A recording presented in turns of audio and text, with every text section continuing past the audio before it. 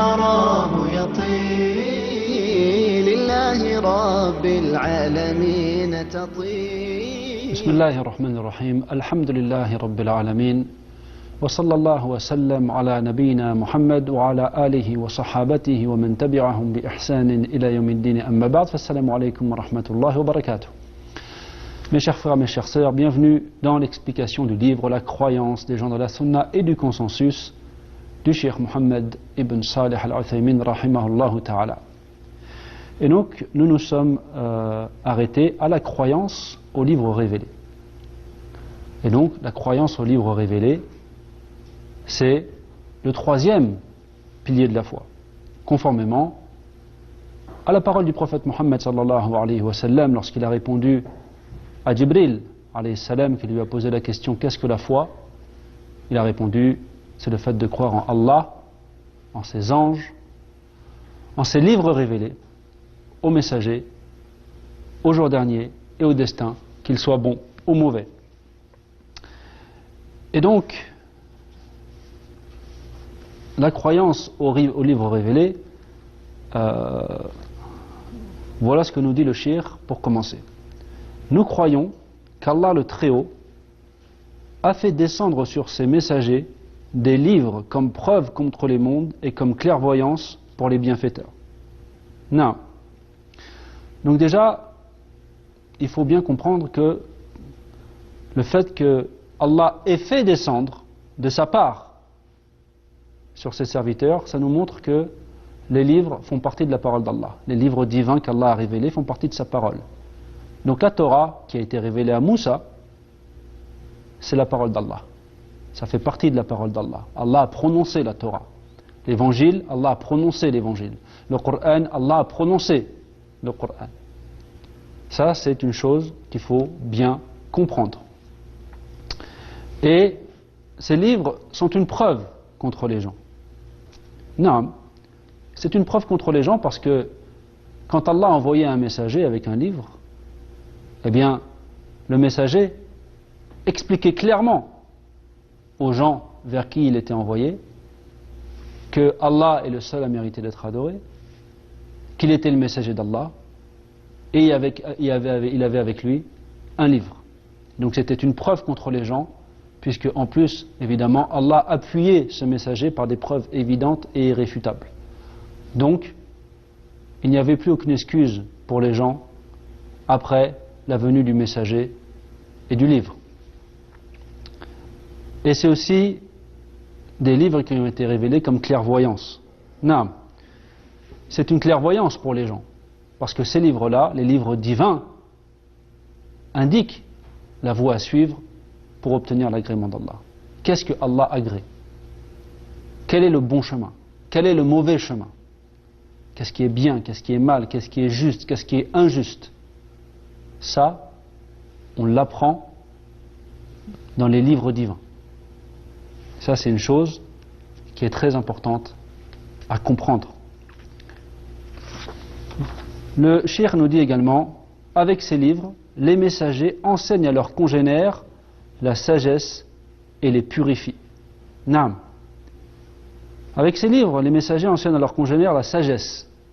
La sagesse, c'est la façon correcte de comprendre la religion et de la mettre en pratique.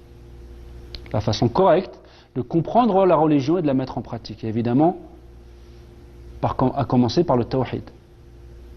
À commencer par le tawhid, l'unicité d'Allah, et qu'est-ce que le tawhid, et comment adorer Allah exclusivement. Et il les purifie de la mécréance, il les purifie des péchés, des mauvais comportements.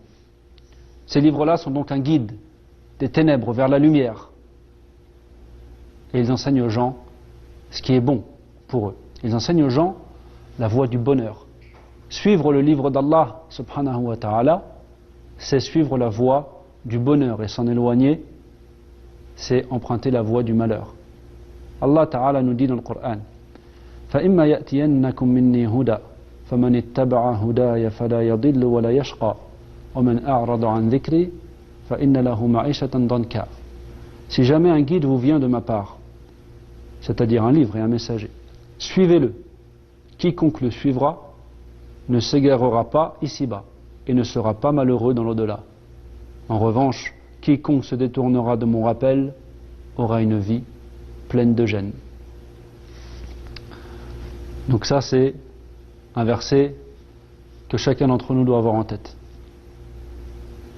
À notre époque, beaucoup de gens se plaignent de vivre dans la gêne. Beaucoup de gens se plaignent de ne pas être heureux, de ressentir des mauvaises choses. La première question qu'il faut se poser, la première chose qu'il y a à faire, ce n'est pas d'aller voir des gens qui prétendent être des guides spirituels alors qu'ils n'ont aucune science, aucune expérience.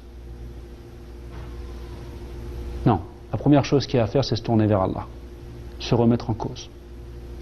Regardez, est-ce qu'on applique correctement le rappel qu'Allah a descendu vers nous? On en est où avec le Coran? Est-ce que vraiment on a des raisons de se plaindre de ne pas aller bien?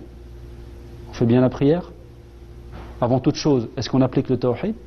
Est-ce qu'on sait c'est quoi le tawhid?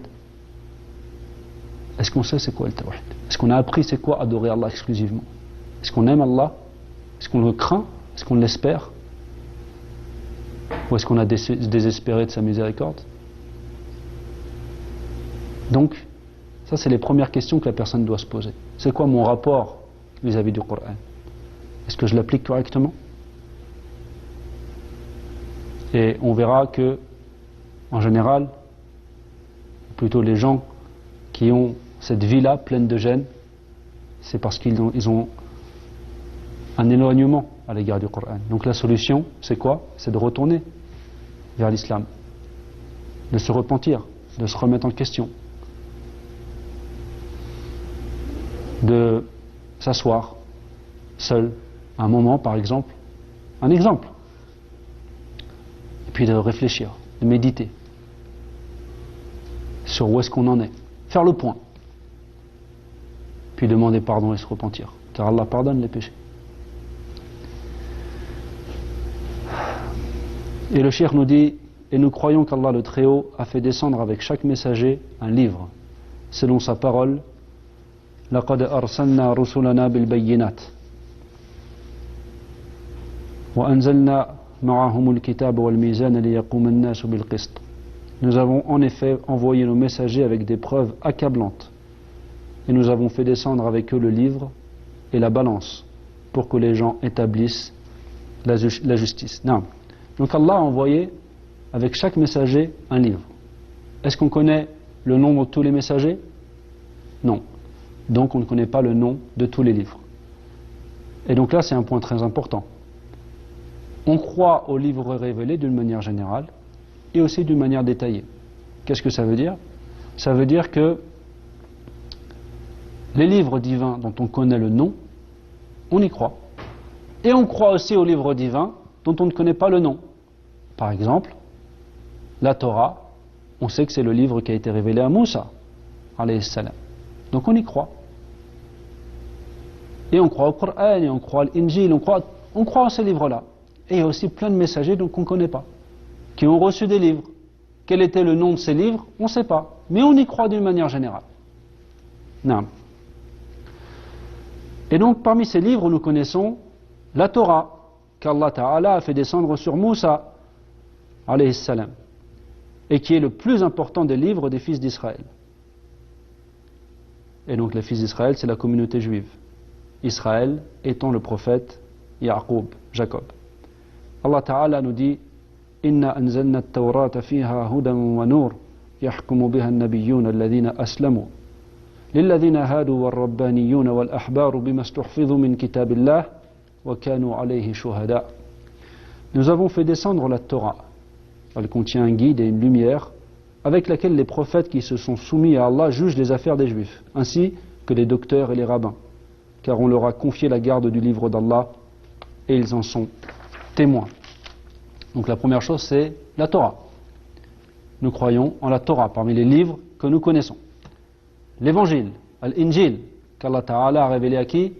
À Isa alayhi salam. Il confirme la Torah et la complète. قال تعالى وآتيناه الإنجيل فيه هدى ونور ومصدقا لما بين يديه من التوراة وهدى وموعظة للمتقين. Et nous lui avons donné l'évangile qui contient un guide et une lumière pour confirmer ce qu'il y avait dans la Torah, un guide et une exhortation pour les pieux. نعم. وقال تعالى ولأحل لكم بعض الذي حرم عليكم وجئتكم بآية من ربكم فاتقوا الله وأطيعون. Et pour que je vous rende licite une partie de ce qui vous a été défendu.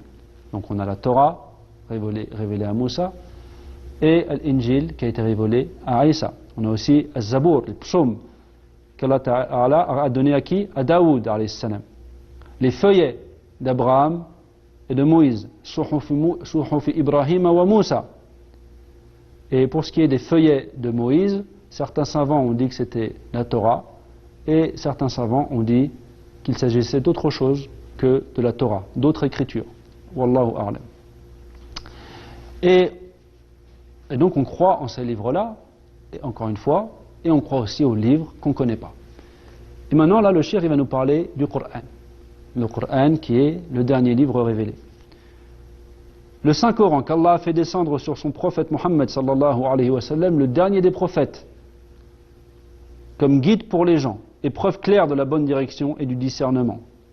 Qala ta'ala hudan lin-nas wa bayyinatin min al-huda wal-furqan. Guide pour les gens et preuve claire de la bonne direction et du discernement.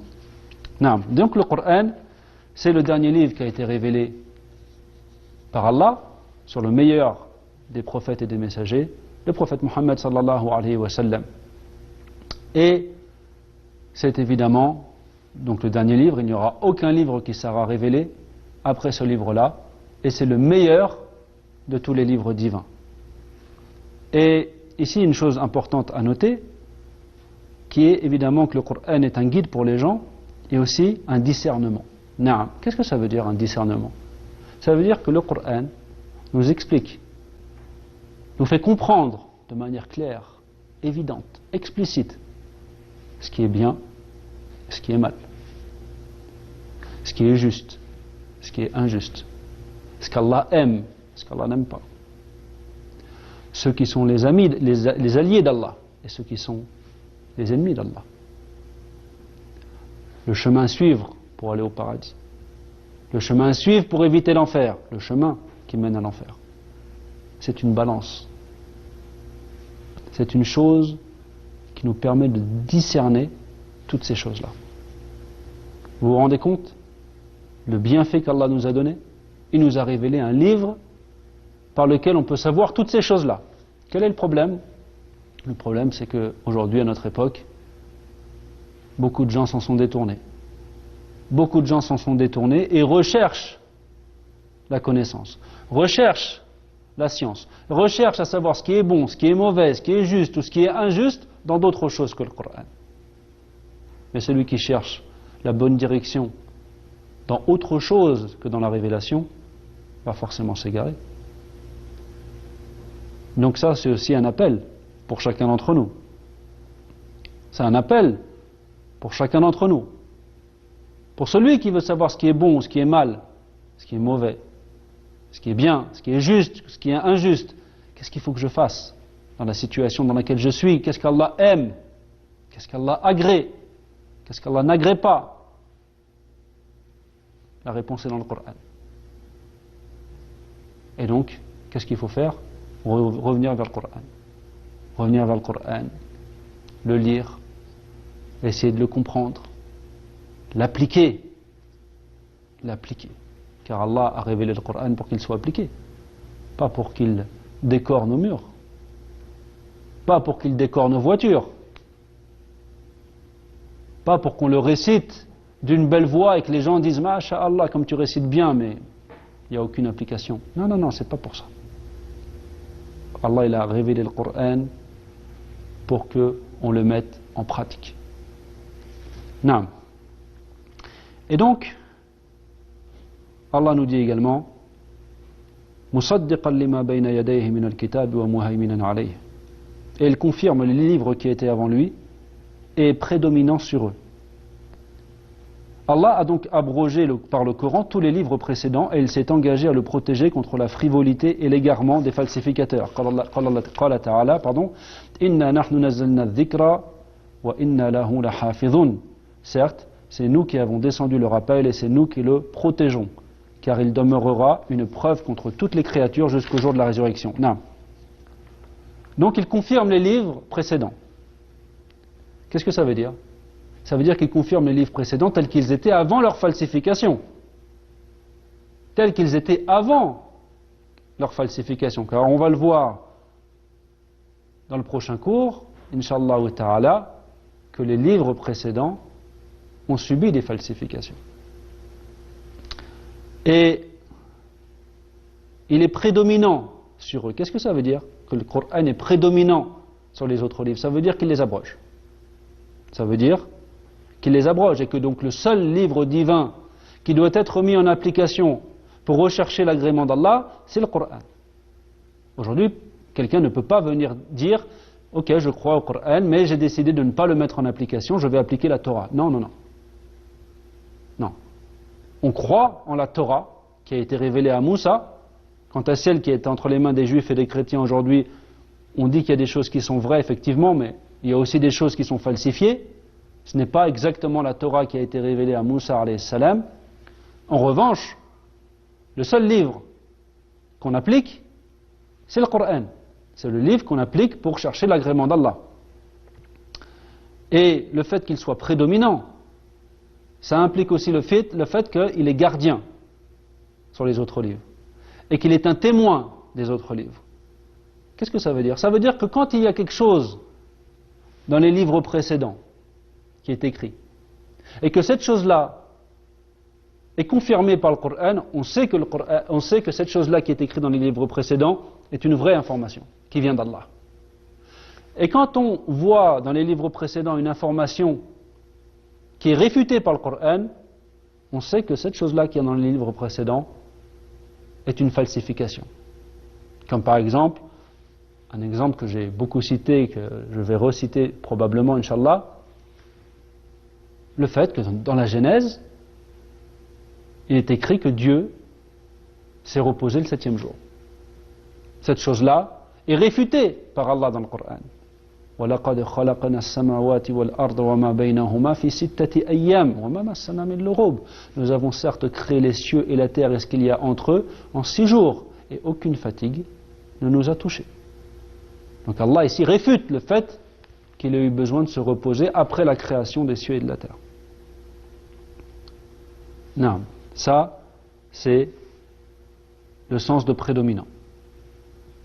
Aussi, et ça fait partie des caractéristiques du Coran, Allah l'a protégé. Allah s'engage lui-même à le protéger. C'est Allah lui-même qui protège le Coran. Ça fait plus de 1400 ans que le Coran a été révélé, aucune lettre n'a été rajoutée, aucune lettre n'a été enlevée, aucun mot n'a été changé. Allah le protège. Nous récitons aujourd'hui, nous les musulmans, le Coran tel qu'il a été révélé au prophète Mohammed sallallahu alayhi wa sallam. Et ça c'est un des plus grands bienfaits qu'Allah nous a donnés.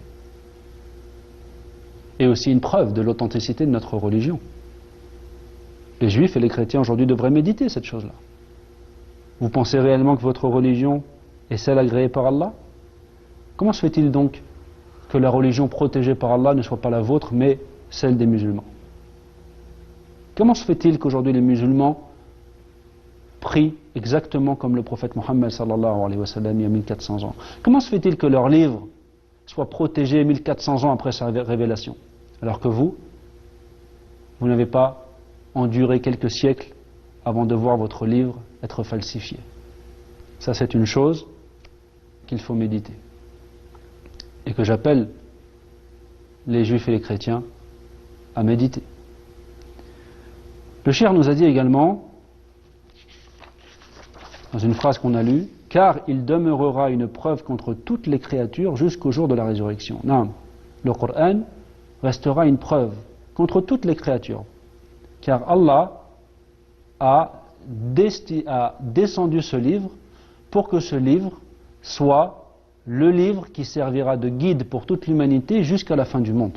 Il n'y aura pas de livre qui sera descendu après le Coran. Le Coran ne sera jamais abrogé par un autre livre.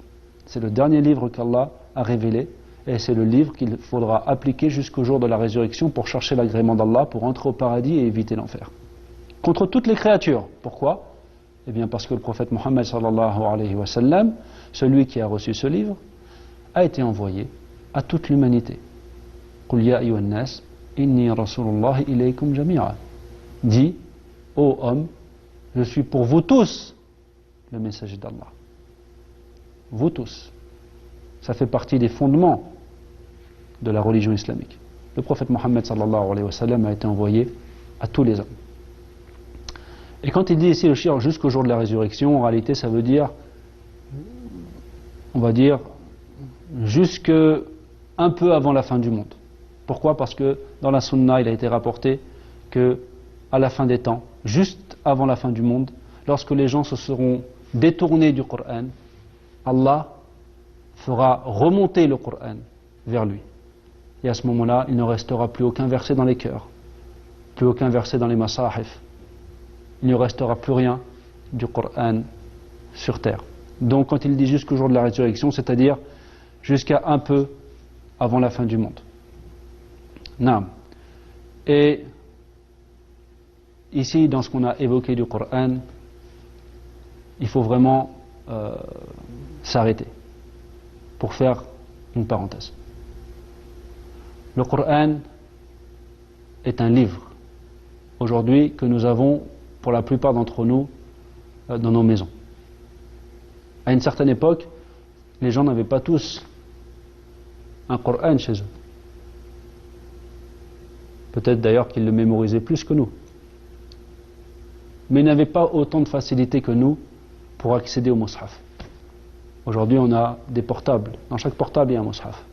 Tu rentres chez toi, il y a le Coran. Il y a un mushaf. La question est, où est-ce qu'on en est dans notre relation avec le Coran? Est-ce qu'on le lit? Si on le lit, est-ce qu'on essaie de comprendre l'essence? Si on essaie de comprendre l'essence et qu'on a compris ce qu'il y a dedans, si on a compris, si on comprend ce qu'Allah nous dit, est-ce qu'on essaie de le mettre en application correctement? Et si on met le Coran en application, est-ce qu'on appelle les gens à le mettre en application? Est-ce qu'on fait du Coran notre guide dans notre vie? Ça, ce sont des questions que chacun d'entre nous doit se poser. Et je me permets d'évoquer le sujet, bien que je ne sois peut-être sûrement pas la meilleure personne pour le faire. On demande à Allah qui nous purifie. Mais ce sont des réalités. Aujourd'hui, des gens, des musulmans, ne s'intéressent pas au Coran. Ils ne le lisent pas. Parfois l'excuse c'est je lis pas l'arabe. Tu lis pas l'arabe, mais aujourd'hui Allah ne t'a pas donné les moyens d'apprendre l'arabe. Regarde ce que tu fais dans la semaine. Il n'y a pas un moment où tu perds du temps.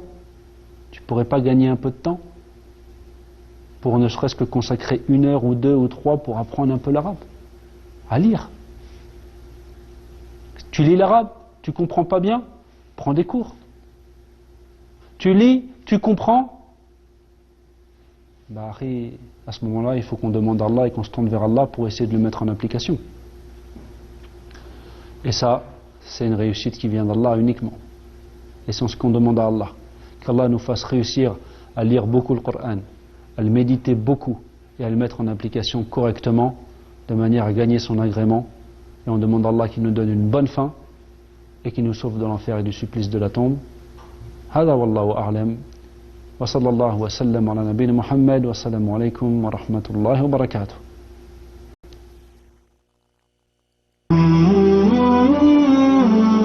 طيب الحياة بحب